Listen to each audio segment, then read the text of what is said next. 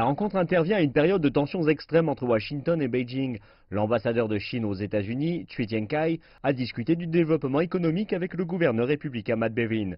Ce dernier a déclaré qu'il voulait encourager davantage d'entreprises chinoises à investir dans l'État.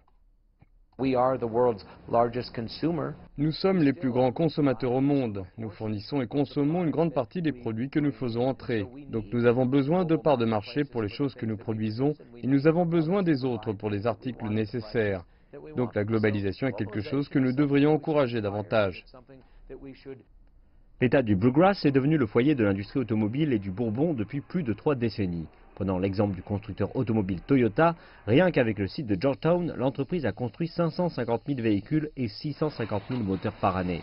Et le géant japonais de l'automobile prévoit d'investir près d'1,6 milliard de dollars pour moderniser son usine et améliorer son appareil de production à l'avenir. Cependant, l'incertitude pèse sur ces investissements en raison de la menace du gouvernement américain d'imposer des droits de douane sur les véhicules importés, en particulier certains composants venant de Chine. Nous avons besoin l'un de l'autre, nous devons comprendre cela. Je suis gouverneur et je le comprends. D'autres gouverneurs le comprennent et notre président aussi. Nous avons besoin de solides partenaires commerciaux.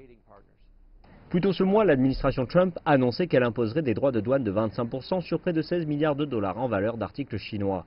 La Chine a répondu en exigeant des droits équivalents sur 16 milliards de dollars d'articles américains.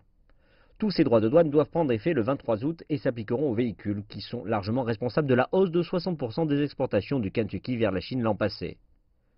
Lors d'une conférence de presse donnée avec Bevin, l'ambassadeur de Chine aux États-Unis a déclaré que la mission des deux gouvernements était de réduire les possibles barrières, ainsi les échanges économiques en seront facilités, de même que les liens culturels et les investissements entre eux.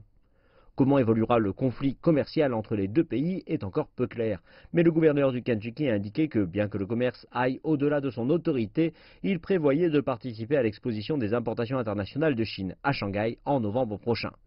Il a dit qu'il s'y rendrait car la Chine a un appétit massif de produits fabriqués aux États-Unis.